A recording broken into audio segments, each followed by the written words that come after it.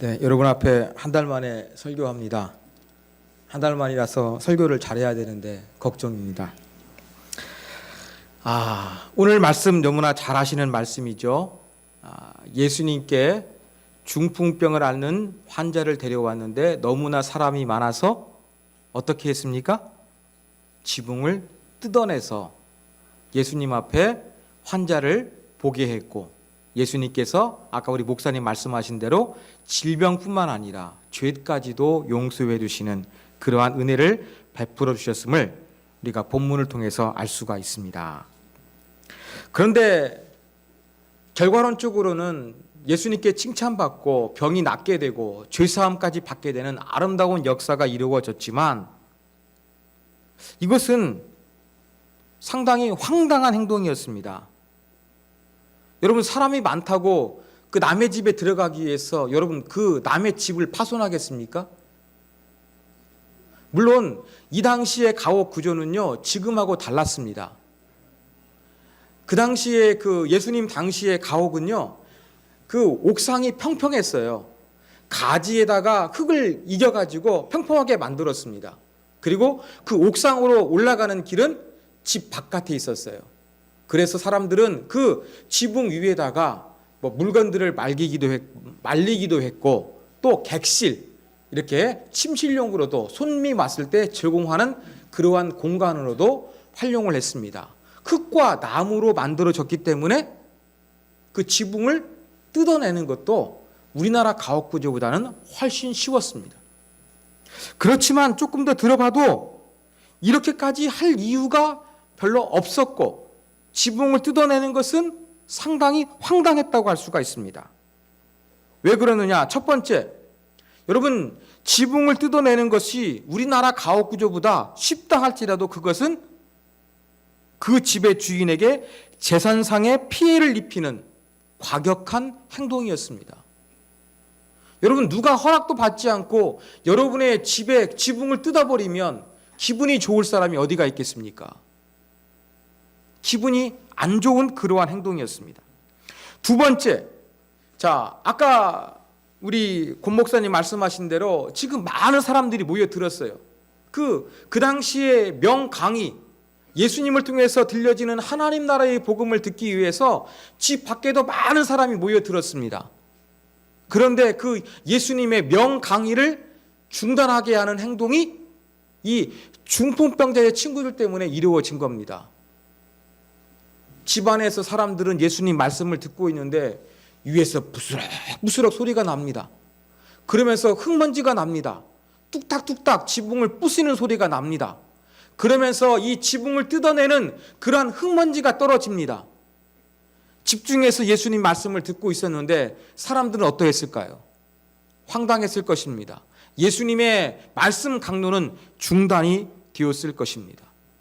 우리 미세먼지 때문에 난리지만 이 지붕에서 떨어지는 흙먼지로 말미암아 이 밀폐된 공간, 사람도 많은데 흙먼지를 마셔야 되는 사람들은 너무나 불쾌했을 것입니다.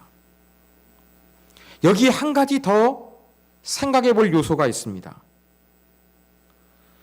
중풍병자를 예수님께 치료받기 위해서 데려왔는데 너무나 사람들이 많았어요. 그래서 황당하지만 이 상황을 타개하기 위해서 지붕을 뜯었어요. 그러면 이렇게 황당하게 지붕을 뜯을 정도로 자기들이 데려온 사람의 질병이 위급한가를 우리가 한번 생각해 볼 필요성이 있습니다. 그죠? 여러분, 중풍병이 무엇입니까? 오늘날의 뇌졸중입니다. 뇌출혈 내지 뇌졸중이에요. 우리 의학 상식으로 하면은 뇌졸중이 오기 전에 그것을 발견하는 것이 중요하지, 먼저 한번 뇌졸중 증상이 시작되면 어떻습니까? 그 이후에 그 상황은 별로 긴급하지가 않습니다. 지금 예수님께 중풍병자, 뇌졸중 환자를 데려왔는데 이미 이 사람은 어떻게 됐습니까? 뇌졸중으로 말미암아 거동이 불편했어요. 전신불수가 됐는지 반신불수가 됐는지 모르지만 혼자 걸을 수 없었기 때문에 친구들이 들 것에 의지해서 그를 데려야만 했던 것입니다. 그러면 심각하게 이미 몸에 마비가 진행되었던 그러한 상황이었습니다. 자, 이미 죽어가는 상황이 아니라 마비가 왔으면 고통스럽지만 그래도 더 이상 급한 일은 일어나지 않는 거예요. 그러면 가장 상식적으로 생각할 때 어떻게 하면 되겠습니까?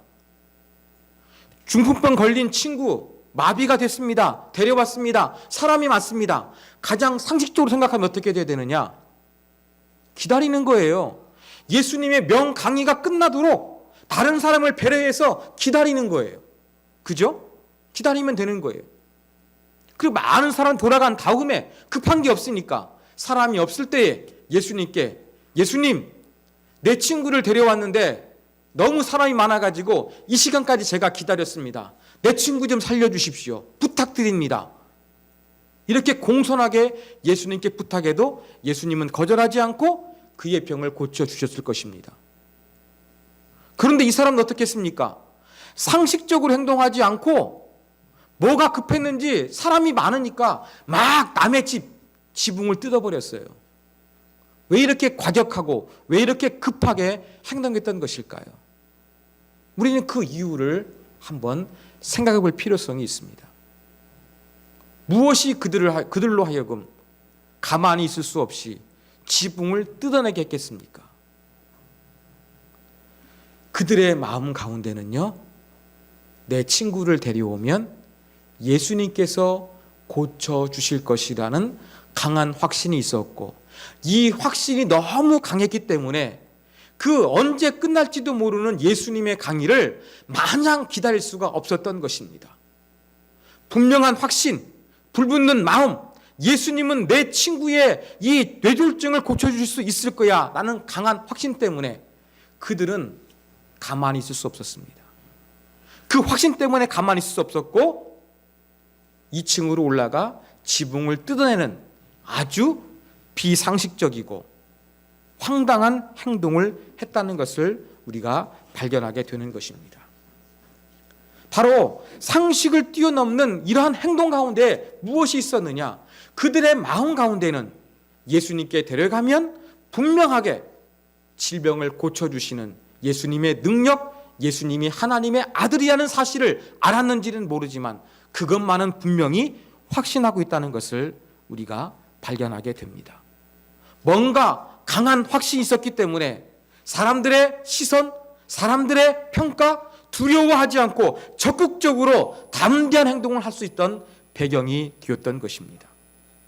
사랑하는 여러분, 여러분도 정말로 여러분의 가슴 안에서 주님에 대한 강력한 확신이 있었기 때문에 사람들의 눈치를 보지 않고 어떤 일반적인 상식을 뛰어넘어서 합리적이고 논리적인 행동을 뛰어넘어서 여러분 적극적으로 주님께 메어달린 적이 있습니까?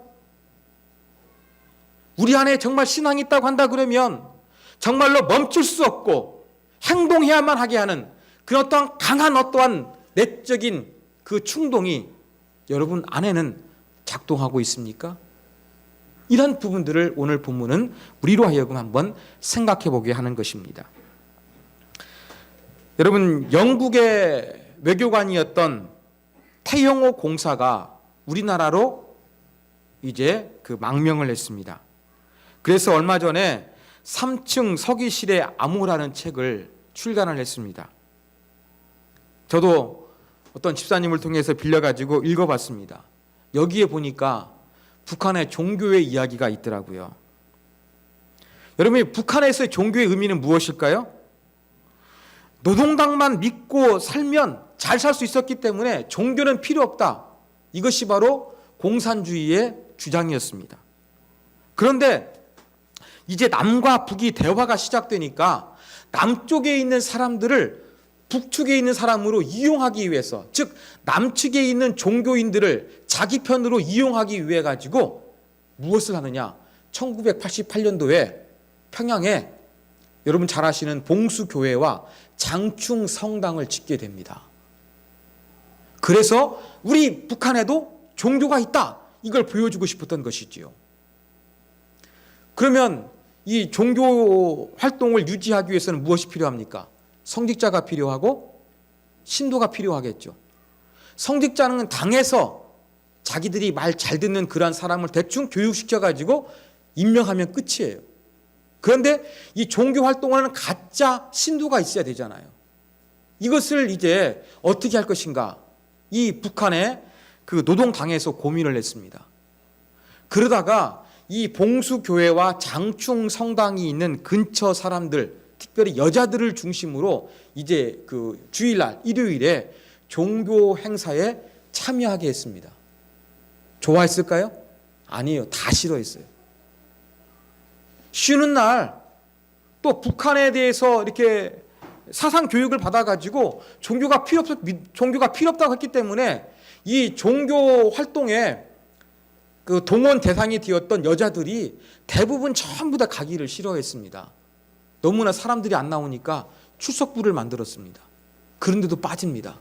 아이고, 나 아파서 못 가요. 집안에 어떤 일이 있어서 못 가요 하면서 이런 핑계 저런 핑계 대면서 전부 다 이렇게 핑계 대면서 종교 활동에 적극적으로 참여하지 않는 거예요. 그러다 보니까 이 공산당이 노동당에서 사상 교육을 했습니다. 너희가 지금 종교 활동 참여하는 것은 이 나라를 위한 것이다. 저 통일을 지키기 위해서 남측에 있는 사람을 포섭하기 위해 사는 것이니까 너희가 충성심이 있으면 이 일에 적극적으로 순종해야 된다. 이러한 강의와 사상 교육을 시켰음에도 불구하고 북한의 주민들은 이 성당이나 교회에서 이루어지는 종교 행사에 참여하는 것에 시큰둥한 반응을 보였습니다. 강제를 할 수 없으니까 그냥 시간이 흘렀습니다. 그런데 변화가 일어난 거예요. 어떤 변화가 일어났느냐? 그 강제적으로 종교 행사에 참여했던 여자들이 예배를 드리고 하나님 말씀을 듣고 찬양을 부르다가 뭔가 느끼지 못했던 어떠한 그 영적인 터치감을 느꼈나 봅니다. 그래서 이런저런 핑계댔던 사람들이 빠지지 않고 예배에 참여하는 것입니다. 머리가 아파도 감기가 걸렸어도 나오는 사람들이 많아지는 겁니다. 그러자 이 노동당에서 이제는 관심을 가지고 보기 시작했습니다. 너무나 사람들이 잘 모이자 이제는 이 성당과 교회 근처에 감시 카메라를 부착을 했습니다.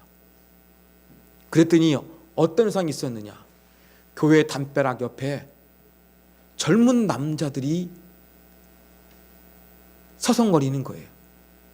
잡아가지고 물어봤더니 뭐냐면 음악을 공부하는 대학생들이었습니다. 그런데 찬송가의 선율이 너무나 아름답고 좋으니까 이 악보를 체보하기 위해서, 음을 듣고서 만들기 위해서 그 멜로디를 듣기 위해 가지고 교회 담벼락 가운데 서 있는 모습을 발견하게 된 것입니다. 또 카메라에 이러한 모습이 잡혔습니다. 어떤 사람들이 교회 종교 시간이 되면은 교회 근처에서 서성이는 사람들이 많아진 거예요. 붙잡아 놓고 취조를 해보니까 이들은 옛날에 신앙을 가진 사람이었고 성당과 교회가 생겼다고 하니까 종교 행사에 참여하고 싶어가지고 왔던 사람들이었습니다. 여러분, 이러한 사실을 발견하게 된 북한의 지휘부는 어떻겠습니까? 가짜 교회를 성당을 만들었지만 지방에 더 이상 종교를 보급하고자 하는 계획을 전부 다 완전히 어떻게 했느냐? 철폐시키고 말았습니다. 여러분, 북한에서 가짜 교회를 만들어 가짜 교인으로 하여금 예배 드리게 했는데 그 안에서도 하나님께 예배하다 보니까 지속되다 보니까 어떤 변화가 있는 거예요? 공상당이 줄 수 없고 일상에서 발견할 수 없었던 하나님만이 주실 수 있는 은혜가 있음을 발견하게 되었고 많은 사람들이 적극적으로 그 안에 참여하게 되는 이러한 변화가 일어나게 되었던 것입니다. 이것이 바로 신앙의 힘입니다. 여러분, 북한에서도 이렇게 가짜 교인들도 예배당에 참석하다 보면 뭔가 그들의 삶의 변화가 일어나게 되는데 하나님을 향한 믿음을 가지고 있는 여러분이라고 한다 그러면 어떻게 해야 되겠습니까? 여러분이 정말로 하나님을 향한 진실된 마음을 가졌다고 한다 그러면 멈출 수 없는, 가만히 있을 수 없는 어떠한 하나님을 사랑함과 하나님에 대한 갈급함과 하나님께 영광 돌리고자 하는 마음이 우리 안에도 불끈불끈 솟구쳐 올라와야 되지 않겠습니까? 바로 오늘 본문은 우리로 하여금 이러한 신앙의 역동성이 있는가를 우리로 하여금 생각하게 보는 질문입니다. 사랑하는 여러분, 사람들 때문에 예수님께 친구를 데려갈 수 없었지만 강한 확신이 있었기 때문에 과격하지만 지붕을 뜯어내서 예수님께 친구를 달아내려 고침을 받게 됩니다. 여러분에게도 정말로 하나님에 대한 확신과 믿음이 있기 때문에 가만히 있을 수 없는, 소극적으로 머무를 수 없는 그 어떤 하나님의 움직임과 하나님께 나아가고자 하는 내적인 열망이 여러분의 마음 안에서도 솟구쳐 올라오는 놀라운 하나님의 은혜가 있기를 원합니다. 가짜 교인에게도 하나님의 은혜가 임했다면 진짜 하나님의 사람인 저와 여러분에게도 더 큰 하나님의 은혜가 임하고 그 하나님의 은혜를 체험해서 하나님께 간절히 나아가고자 하는 영적인 열망이 충만해지는 이 자리에 계신 모든 분이 되기를 주님의 이름으로 부탁드립니다. 하나님, 사람이 많아서 아픈 친구를 데려왔는데 기다리지 못하고 지붕을 뜯어냅니다. 그들이 과격하게 행동했던 이유는 한 가지 이유, 예수님께 가면 병이 나을 것이라는 강력한 확신 때문에 그들은 지붕을 뜯어 친구를 달아내려 예수님의 은혜를 잊게 되었습니다. 주여, 우리에게도 주님을 믿는 믿음 때문에 가만히 있을 수 없는, 멈출 수 없는 영적인 움직임이 있게 하여 주시옵소서. 가짜 교인에게도 뭔가 은혜가 임하는데 지실된 하나님의 자녀인 세움의 가족들에게 놀라운 하나님의 은혜가 임하게 도와주시고 하나님을 향한 간절한 마음이 여기저기에서 솟구쳐 오르는 진정한 신앙인이 될 수 있도록 주께서 복의 복을 더하여 주시옵소서. 주 예수 그리스도의 이름으로 기도하옵나이다. 아멘.